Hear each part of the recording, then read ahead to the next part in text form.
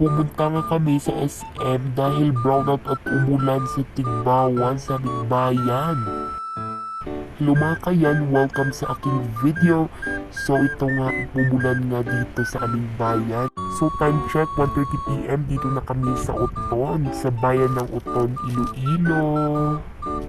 At dito, malapit na kami sa SM, sa aming pupuntahan. Kaya umuulan pa rin dito sa Iloilo. Tada, dito na nga kami sa SM at kumain kami ng Jollibee dahil nagugutom ako. Ayan, maraming tao sa SM dahil mainit sa bahay nila, sa bahay namin. Ang iba nang namili ng damit. So yan ang aking kinain, burger steak at saka ice coffee.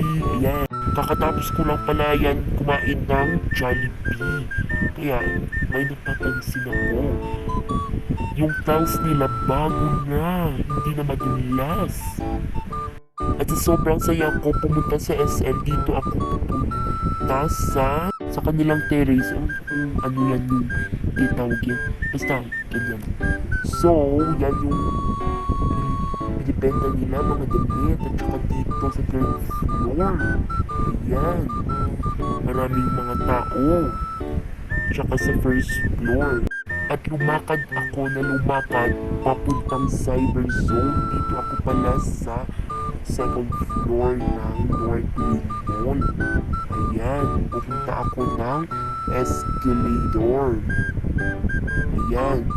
So, at pinakita ko sa inyo pala ang kaganda ng SM. First floor, second floor, third floor, fourth floor, fifth floor. Fifth floor ba dyan? Joke lang, eme-eme. So ayan na nga, pumunta ako sa escalator para tingnan ang mga iba't ibang mga cellphone o gadgets sa cyber zone.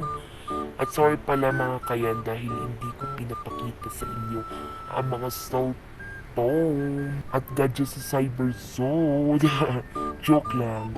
At pagkatapos ng how many years, dito na nga ako sa itaas. Wala pa nga sa itaas dyan na. Ha, joke lang po. At pagkatapos ng yan mga kayan, dito na ako sa National Bookstore para tingnan ang mga iba't ibang books nila. Grabe ang gaganda ng kanilang mga books. At dito na ako sa Toy Kingdom. Huy, nag-portal ako pumunta sa Toy Kingdom. At dito na nga nagtatapos guys. Bye-bye!